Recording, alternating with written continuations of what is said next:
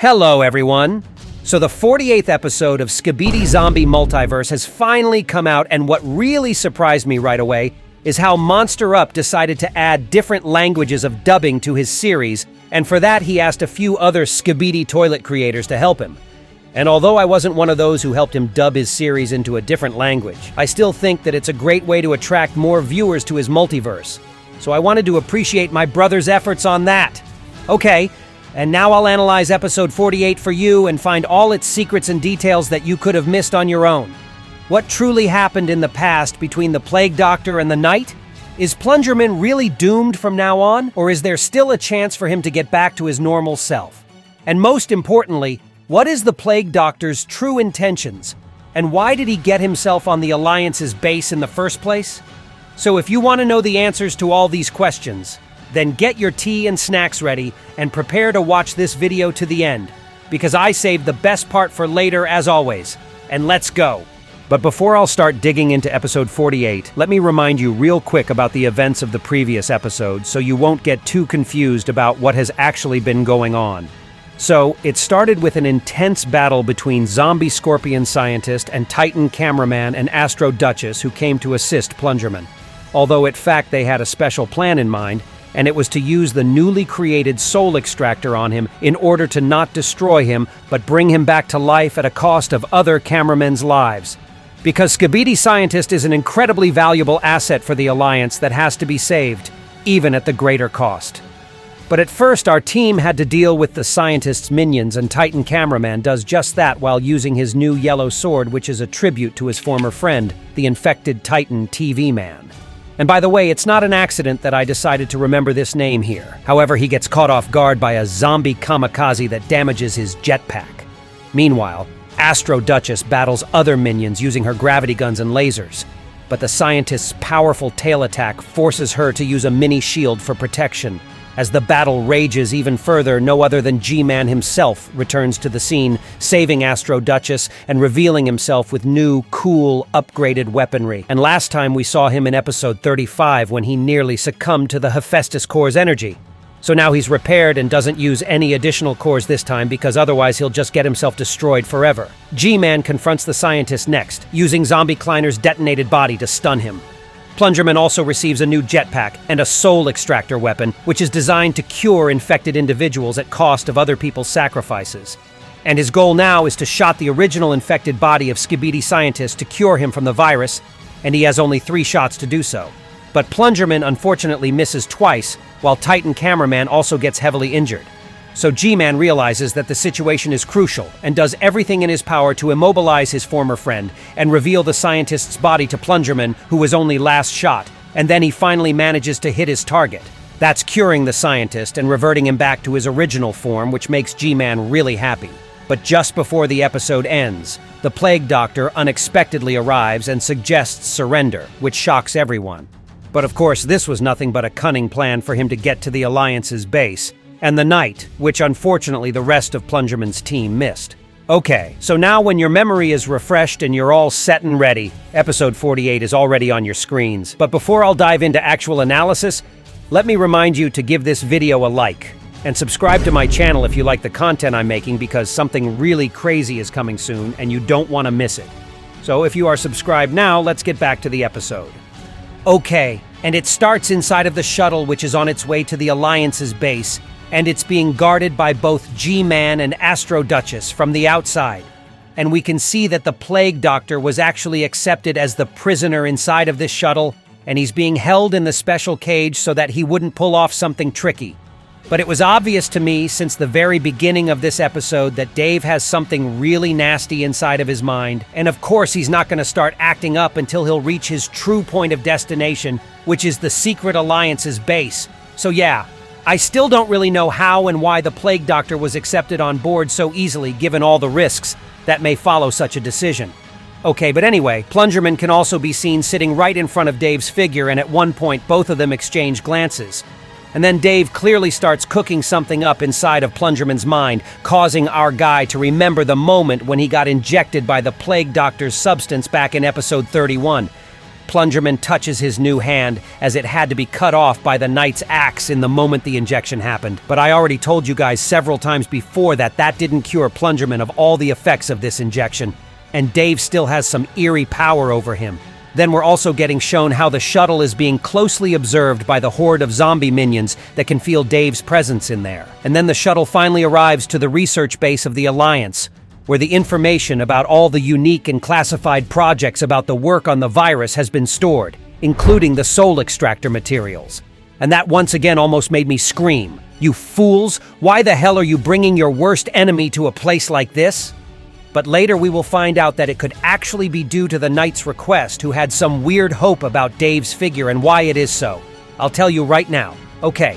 And while the Plague Doctor has been transported right to the Knight, he quickly glimpses around the base and sees everything he needs, including Soul Extractor Cannon prototype and the Hephaestus core nearby. And what's even more important is the phrase, "Search for the Creator," next to this core. And once again, Dave picks this information up really quick. And by it is so terrible for the Alliance, you'll see by the end of this episode. In the next scene, we can see the Plague Doctor sitting as the prisoner. And did you guys notice this moment where his eye blinked as he raised up his head? This is actually not a coincidence, because I know from Monster Up that at this particular moment, Dave gave out the order for his zombie minions that observed the shuttle with him earlier. And this blink means that the Horde is already on its way to the research base of the Alliance. But of course, no one notices that, and in the next moment, the Knight in the company with Skibidi rushes through the door to see Dave. The Plague Doctor slowly turns his head towards the Knight and tells him, "Hello, old friend." To which the Knight emotionally replies, "It's time to end this. Return all the infected and I'll send you home." And in response to that, Dave just laughs and exclaims, "Home? So the eternal hunt for me can continue? No thank you." And if you don't really understand what these two are talking about, let me explain. So both the Knight and the Plague Doctor actually originated from the same world, which was really different from this Skibidi toilet universe. They used to be former friends in their original world. And by the way, as far as I know, the new SCP Squad series from Monster Up is directly connected to this exact world. And I'll also make my analysis of the first episode of that new series when I'll get done with Maxidy's Skibidi saga as well. Okay, but what actually happened between these two in their world? So the Knight asks Dave, "Then why are you doing all this?" And he says, "Do you remember our talks about the perfect world? Well, this is our world. So here's what this is all about. The Plague Doctor is not meant to survive in the SCP universe, where he'll be just hunted down and eventually eliminated. So he and the Knight, when they both looked like human beings back and were thrown in jail for having supernatural abilities, made a promise one to another that they'll create a better world where they won't be doomed for their nature. And by the way, didn't you notice something really interesting in this scene where we were shown Dave sitting in his prison cell? There are actually lots of inscriptions on the walls next to me, and I could notice, "Who are you?" Voices and calling me. And this all can be referred back to the episode where the Purple Atlantis Core has been calling for Plungerman. And that's why Dave was looking at the Hephaestus Core at the beginning of this episode, as he feels the same thing now. Then we can see the tablet with the eye image on it, which means the promise that the Knight gave to Dave about creating the new perfect world, but failed to keep it. To make Dave's story even more tragic, you must remember the flashbacks of Plungerman that he experienced while laying his hands on the Atlantis core. And from those flashbacks, we know that Dave has been experimented on like a laboratory object and not a living being. And in the process of these experiments, he had been turned into half-human, half-cameraman, which of course insanely affected him mentally, and he became the way he is now. And unfortunately, the Knight was also the one who made Dave's miseries even bigger, as he is responsible for bringing his friend into this world in the first place. So the Knight can be considered to be an irresponsible agent for both the inhabitants of this universe and Dave himself.